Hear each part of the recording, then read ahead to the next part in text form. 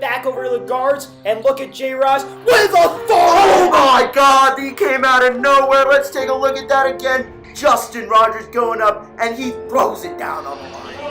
Get the ball. Molly loss. They scheduled us on their homecoming night, an away game. Their whole school's there. It's a rowdy gym, and every single player, right, is taller. Like maybe 4 of their 5 starters are taller than our tallest guy. I mean, every single guy is huge, and they're dunking.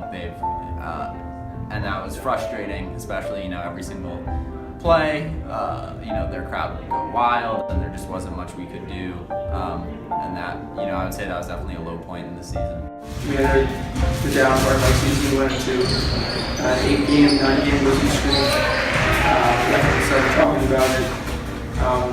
Our confidence is pretty low. So we knew it was going to be a rough season, especially playing teams like Poly, Collegiate, all those great teams.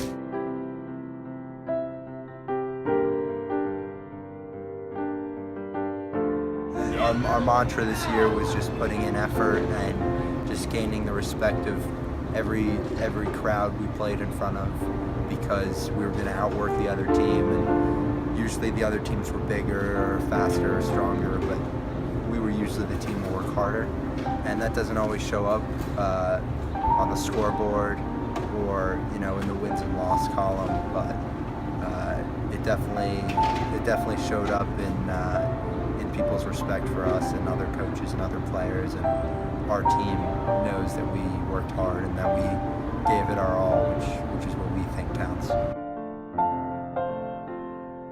At Bazell, we were definitely really excited. This was our, going into this game, we thought that if we could win Bazell, we could say this was a successful season.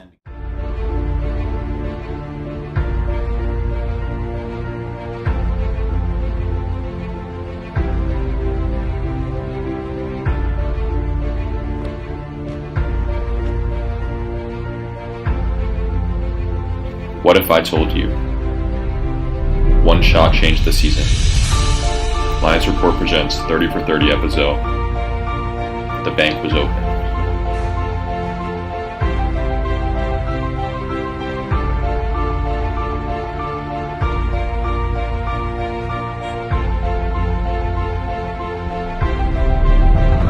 We weren't going to be able to make the playoffs.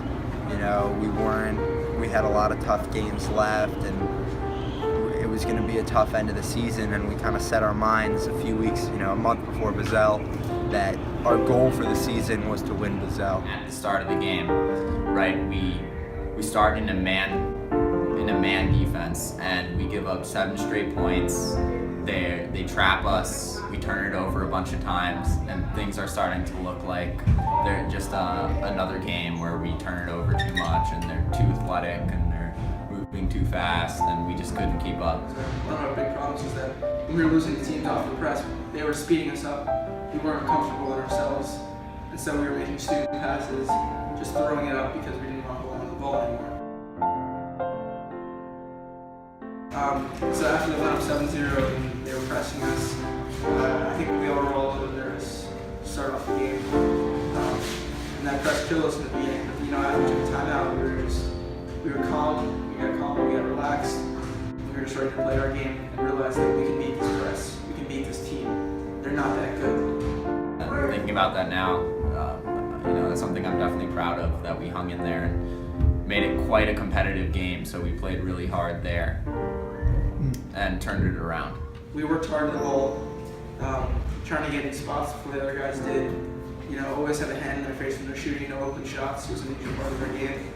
And so I think we were able to bring it back because once they realized that we could beat the press, and once they realized we could play good defense, that kind of shattered their confidence, And so the game was close the whole rest of the way after that.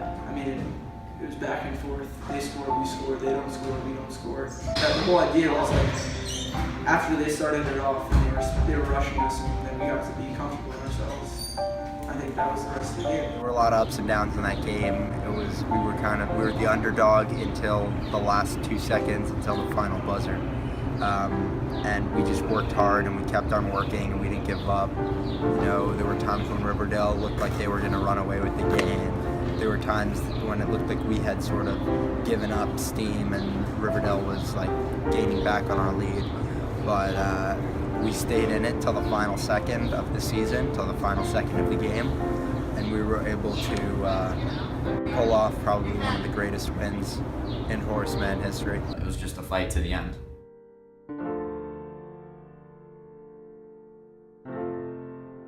So Neil, he makes it. We're tied at 35 apiece. The crowd's going wild.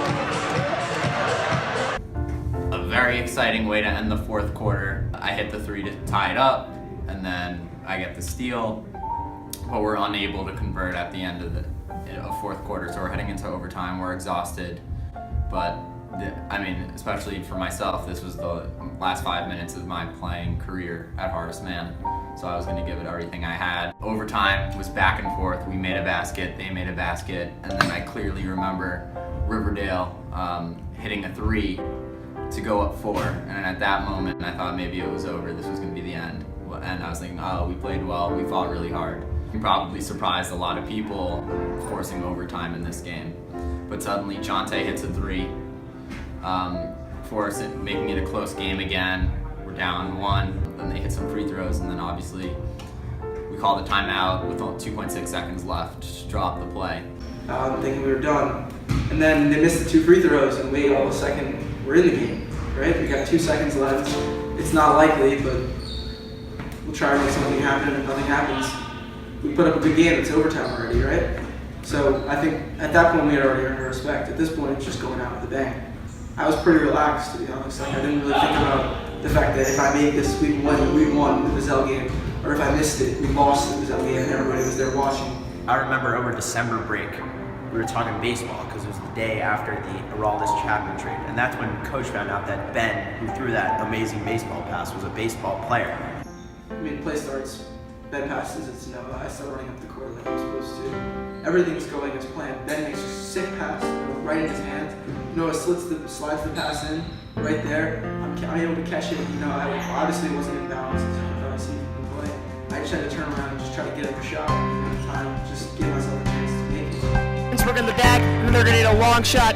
2.1 seconds left. Here we go. The pass. Noah scoring. Pass. Shot!